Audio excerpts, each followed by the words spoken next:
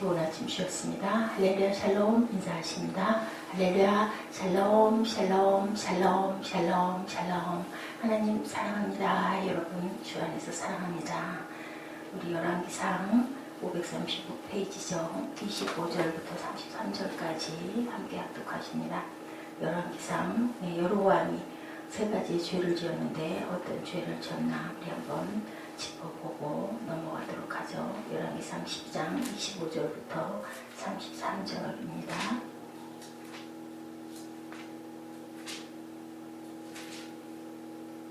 함께 또 하십니다.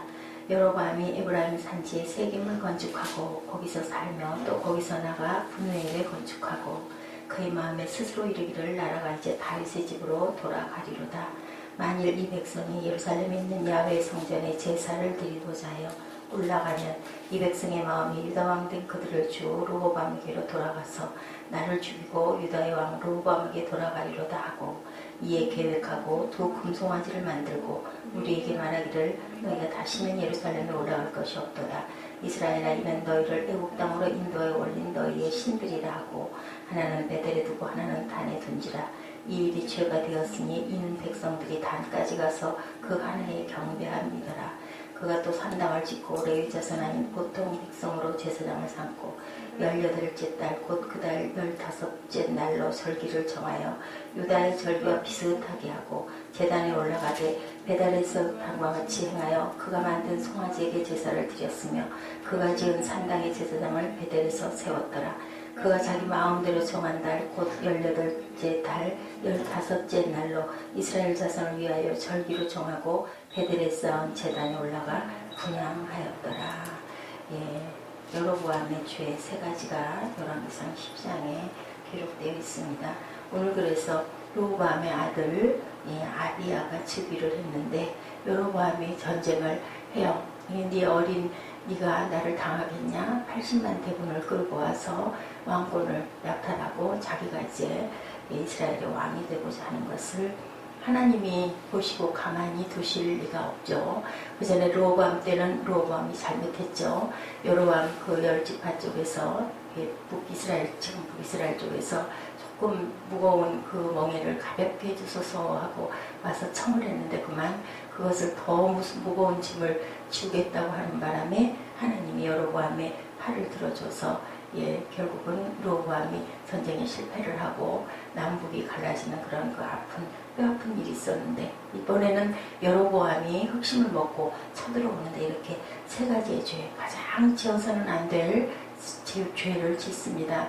산당을 짓고 거기 그 의도가 나와 있죠. 예루살렘으로 가가지고 제단을 드리거나 하면은 이 백성들이 그쪽으로 가서 그냥 주저앉으면 어떻게 하나 그 자기의 꾀를 써서 결국은 산당을 짓고 거짓 그 제사장을 세웁니다. 소 한 마리하고 염소 7마리 정도를 끌고 와가지고 나에게 제사장직을 주시오 하면 일반 백성에게 주고 또한 자기 나름대로의 절기를 정해서 그래서 분향하게 하는 그런 아주 엄청난 죄를 세 가지의 죄를 짓는 그 부분이 여기 드러나 있습니다. 그것을 이제 아비야가 쭉 얘기를 하는 거예요. 아비야의 어머니는 마아가라고 하는 압살롬의 딸이었다. 역대하 11장 20절에 나오고 있습니다. 그런데 여기서 우리엘의 딸 마가야라고 하죠. 이름이 같은 여인들이 많죠. 그 여자는 아마 압살롬의 딸 다말에게서 난 그의 손녀이며 그녀의 직계 아버지는 여기서 말하는데 우리엘을 가능성이 매우 크다 하고 사무엘서 14장 27절에 얘기하고 있습니다. 이런 문제가 중요한 게 아니라 여로보암과의 전투장으로 나가는 아비야의 모습을 우리가 한번 살펴보죠. 하나님은 르호보암에 허락지 않아 하셨으나 아비야에게는 여로보암과 개전하도록 승낙을 하시고 이 아비야가 그렇게 그 종교심이 하나님을 사랑하는 마음이 투철한 자는 아니었지만 아침 저녁으로 분향한 것이 맞고요. 또 우상을 숭배한 부분이 나와 있지 않습니다. 아비야에게는 아마 여로보암은 침략자였을 것이고 아비야가 행한 것은 부득이한 자기 방어였기 때문에 하나님이 선한 쪽에 손을 들어주신 거죠. 르호보암보다 여로보암은 오래 살아서 여로보암 18년에 이제 아비야가 왕이 되죠. 르호보암은 17년 동안 정치를 하다가 죽게 됩니다. 그래서 유다의 왕관을 자기가 이제 받아야 되지 않겠느냐 하고 80만 대군을 끌고 쳐들어왔고, 이 아비야는 40만 대군, 지파가 2개밖에 없는데 그래도 40만이면 엄청난 숫자예요. 이 뻔뻔스러운 주장에 대항하기 위해서 무기를 들고 일어난 것은 아비야의 용맹이었고 하나님도 그의 편이 되어주십니다. 르호보암이 자기의 10지파를 회복하고자 시도하였을 때 여로보암의 행동이 정당했기 때문에, 또 따라서 르호보암에게는 다소 어려운 점들이 있었던 게 틀림없어서 그때는 팔을 들어주었는데, 이제는 여로보암의 인간된 모습, 송아지 우상, 거짓 제사장, 그리고 또한 거짓 절기를 지키고 네가 있지 않느냐 하고 딱 마음이 찔리게 높은 산에 올라가가지고 이 이야기를 합니다. 아비야의 군대보다도 2배나 되죠. 그에 반해서 르호보암은 10지파의 완전한 환원과 다름없는 일을 겨냥해서 이 일은 하나님의 뜻에 어긋났기 때문에 손을 들어주지 않지만, 이제는 어때요? 반숟가량에 된, 반숟가량밖에 없는 그러한 군대를 가지고 이제 대항을 하는 여로보암에게 나가서 막 얘기를 합니다. 굉장히 똑똑했던 것 같아요. 그 쌍방의 군대에 대해서 이르기를 저희는 강대한 자요, 택함 받은 자들이며 용맹한 자들이다, 이렇게 얘기를 합니다. 그러나 수적으로 아무리 열세하더라도 나에게는 누가 있다, 하나님이 나에게는 계신다라고 당당하게 얘기를 하죠. 역대 우리가 읽어본 부분에 4절, 6절, 그리고 9절, 13장 11, 12절에 얘기를 합니다. 이스라엘 자손들아, 너희 열조의 하나님 야훼와 싸우지 말라. 너희가 형통치 못하리라. 나는 야훼 하나님이 함께 하시니까 네가 나를 쳐들어와서 싸우는 거는 너희 열조의 하나님과 싸우는 것과 같다. 두려움이 있을 것 같았는데도 결국은 어떻게 해요? 패전을 당하고 맙니다. 전쟁을 해서. 다윗 자손의 손으로 다스리는 여호와의 나라를 대적하지 말고 최소한 저희가 가진 것에 만족해라 라고 설득을 했지만 들리겠습니까? 안 들리죠. 위대한 장수들은 그 부하의 사기를 높이기 위해서 이렇게 큰 소리로 얘기하는 그런 풍습을 갖고 있었어요. 근데 이 의도도 여로보암의 모든 그 이스라엘의 생각에는 전혀 상관하지 않고 참여하라고 2가지를 밝히고 얘기하지만 듣지 않습니다. 들을 리가 없죠. 자기 편에도 정당한 권리, 신성한 권리를 가지고 있다라고 주장을 하죠. 너희는 하나님께서 나라를 다윗과 그 자손에게 영원히 주셨다는 것을 알고 있을 것이며 또 알아야 된다라고 이렇게 얘기합니다. 이것은 하나님이 나라들을 배정하실 때 행하시는 통상적 방법인 일반 섭리에 의한 것이 아니고 무다 소금 언약 곧 영원한 언약에 의해서 우리에게 주셨지 않느냐. 그 위에 소금을 뿌린 희생물의 언약이에 주신 것이다. 이렇게 얘기합니다. 다윗이 하나님께서 내신 왕이고 하나님은 그의 가문에 왕권을 상속하였다는 사실을 인정하고 있어라. 왜냐하면 북이스라엘 측은 왕이 계속 바뀌어왔어요. 그런데 남유다 측은요, 그래도 계속 왕권이 다윗에서 솔로몬으로 쭉 왕들로, 역대 왕들로 이어져 왔거든요. 그 북이스라엘의 그 역사를 보면 엄청나게 많은 그 반역이 일어나고 왕권을 뺏는 일들이 굉장히 많이 일어났었습니다. 아비야가 그것을 주안점으로 지적한 것, 왜냐하면 여로보암도 그 10지파에 대하여는 하나님께로부터 허락을 받았기 때문에 그것까지는 내가 어쩔 수 없지만 지금 네가 행하는 행위는 하나님께 반역을 하는 것이니까 너희들 하나님과 싸우지 말라고 얘기합니다. 여로보암이 처음에 권리에 있을 때 그에게 많은 부정직과 사곡됨이 있었다는 사실이요. 여로보암은 자기를 귀히 여겨주던 자기의 주를 배반하죠. 그렇게 해서 열왕기상 11장 18절에 나타납니다. 그리고 아까 우리 읽어봤죠. 그리고 르호보암이 위기에 처해 있었을 때도 아비야에게 그 약점을 이용하였다는 것이죠. 그런 상황에서 마땅히 자기의 주인께 감사하고 직위에 공정히 하는 의미의 르호보암을 대적하는 무리들의 두령이 되어 그를 먹이로 삼키려 들기보다는 르호보암의 편에 서서 백성들이 그에게 충성을 바치게끔 도와야 마땅하지 않겠느냐. 이 일은 너희가 하는 일은 부당한 일이다 라고 얘기를 하지만 전혀 상관하지 않죠. 여로보암이 기도하고 있는 침략에는 많은 불경스러운 점들이 있다는 것을 지적을 해줍니다. 야훼의 나라를 대적하지 말라. 정의가 한때는 최악의 길을 걷게 된다 하더라도 최후에는 분명히 승리할 것이다 라는 것을 여기서 시사하고 있습니다. 두 번째로는 아비야가 밝히고자 하는 하나님은 내 편에 계시다. 가장 중요한 거죠. 너희들이 그렇게 우상 숭배를 하고 너희들이 거짓 절기를 만들고 거짓 제사장을 세우고 이 모든 것들이 얼마나 죄인지를 모르느냐. 나는 적어도 우상 숭배는 하고 있지 않다. 나는 아침 저녁으로 경건하게 분영하고 있다라고 이야기를 합니다. 그가 변화하고 있었던 것은 우리나라의 정당한 명분, 그것을 얘기하죠.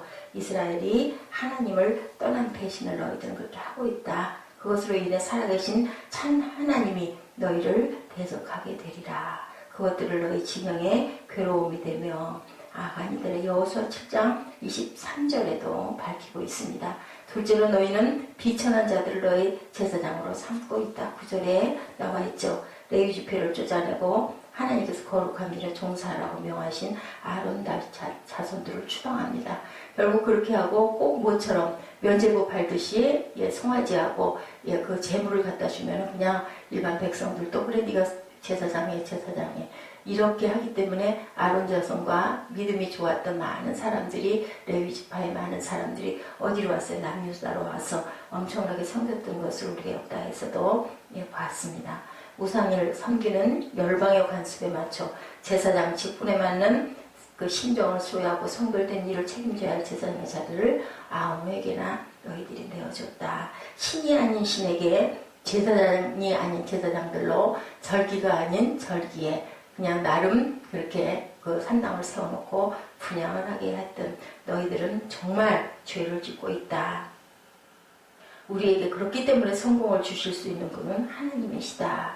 그분이 우리와 함께하고 있는 이상은 절대로 너희들은 이길 수가 없다. 안으로는 그 하나님의 성전에서 우리가 그의 계명을 지키고 있다. 10절 11절에 당당하게 본문에 얘기하고 있죠. 어떤 우상도 겸비하지 않았고 하나님이 명하신 제사장 외에는 제사장을 세우지 않았다. 규정하신 것 외에는 어떤 예배의식을 가지지 아니하고 있다. 성전 예배와 성전 기구들 모두 그가 명하신 대로이면 우리는 그의 명을 지켜 더하지도 가하지도 않았다라고 얘기하고 있습니다.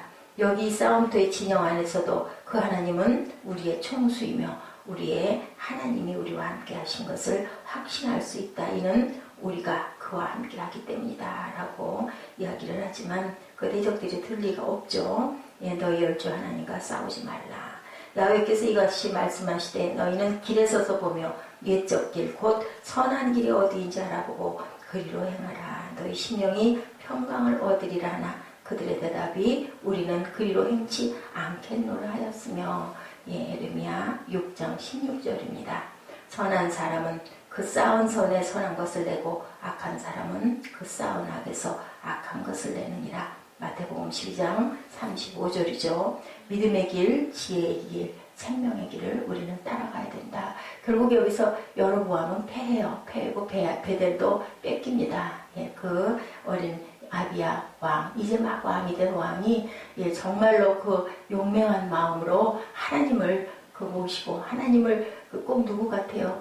다윗 같죠? 물맷돌 3개 가지고 달겨들듯이 약한 힘을 가지고 이렇게 소리치면서 나섰는데 하나님께서는 아버지 때에는 받아주지 않았던 손을 아들 아비야 때 들어줍니다. 그래서 여러분 그 일로 인하여 병이 걸린 것이 다시 일어나지 못하고 돌아가는 그러한 일들.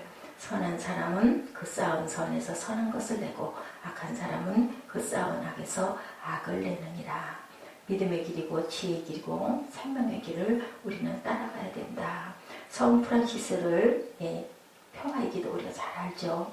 그 더 유명한 것은 아무것도 소유하지 않고 예수 그리스도를 따르는 실제적인 삶을 살았다. 그는요 부유한 가정에 태어났으나 예수 그리스도를 만나고부터는 모든 소유를 버리고 평생을 주님을 그리워하며 수도하며 산 사람이죠. 짐승들과 대화를 할 정도로 굉장히 맑은 마음을 지녔던 그러한 성 프란시스입니다. 성자가 붙은 사람 어스틴도 그렇고 그죠? 정말 주님의 그 모습을 그대로 따라가려고 노력했던 사람들이죠. 하나님의 의를 입은 사람이었습니다. 예수 그리스도 안에 변화된 참된 생활, 굉장히 귀하죠. 잠언 11장 4절에 재물은 진노하시는 날에 무익하나 의리는 죽음을 명케 하느니라.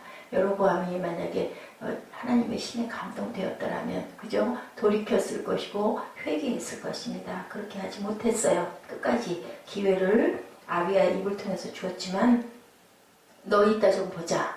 전장에 네가 지고 나서도 그 소리를 그 입을 그렇게 놀릴 거냐 하고 전혀 거기에 대꾸하지도 않고 침묵합니다. 그런데 하나님께서는 약한 자의 손을 들어주시죠. 행위로 어렵게 된 사람은 아무도 없지만 예수님을 믿는 사람은 누구나 의의 옷을 입고 죽음으로부터 구원을 받고 영원한 생명을 얻는 거죠. 그리스도인에게서 의인에게서 삶을 살아야 할 이유가 바로 여기 있습니다.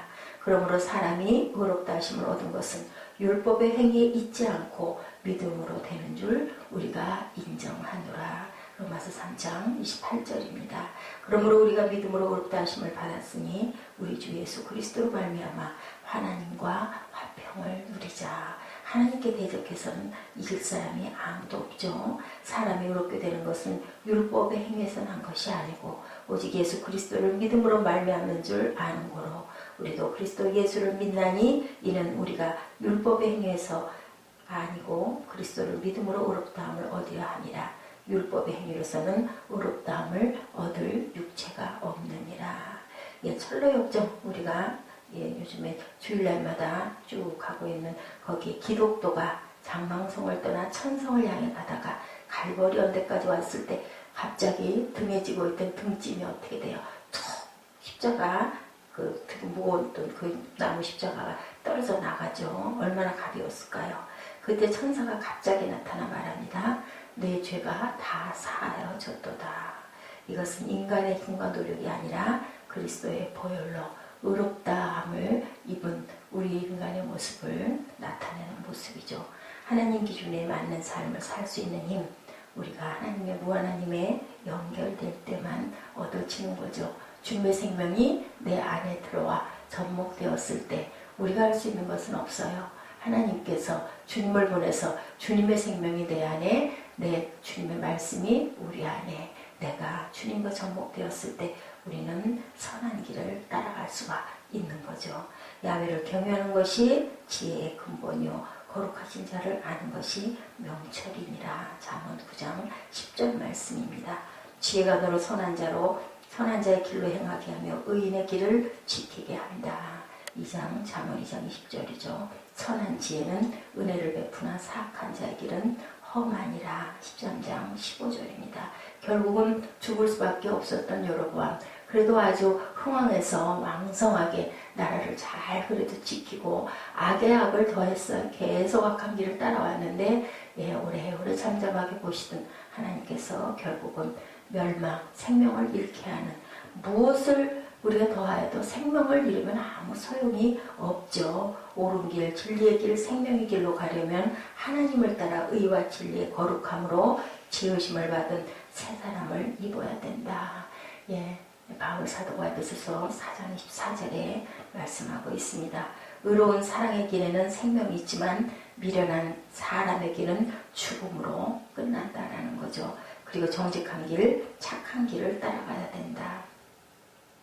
구약성경이죠. 역사서에 북왕국 이스라엘의 왕들 소개할 때마다 누가 등단해요? 여로보암의 길로 행한다. 악한 길일 때는 항상 여로보암의 길, 선한 길은 다윗의 길, 이렇게 표현하고 있습니다. 왕이 되고 어떻게 정치를 할까? 그 악한 선조 여로보암이 간 길을 따라가 악정을 베풀었다라는 대표가 여로보암 있고 선정을 하였다라는 부분은 항상 다윗의 길이라고 표현하고 있습니다.